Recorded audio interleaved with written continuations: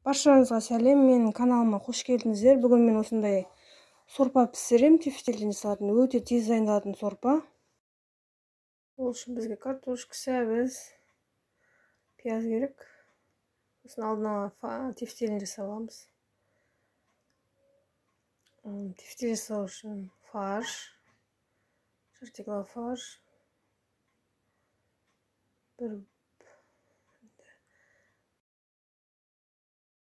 пияз қосып араластырамыз.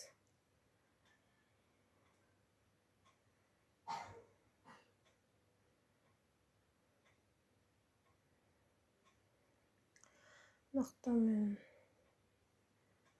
көптеу жасадым кішкене.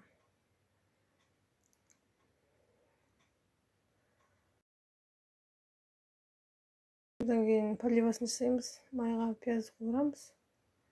Сәбіз саламыз, сәбіз қуырамыз.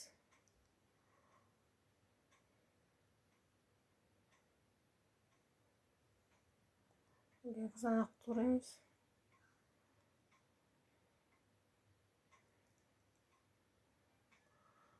Қызанақты турап, қызанақ салып, қызанақты қуырамыз. Одан кейін томат саламыз.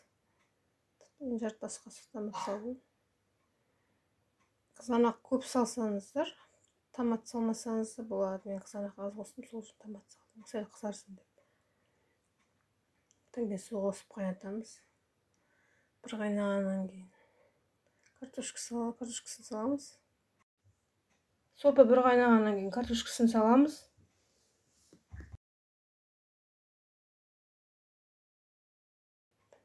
Bir 5-10 минуттай қайнатамыз, 10 минуттай. Одан кейін тефтель саламыз.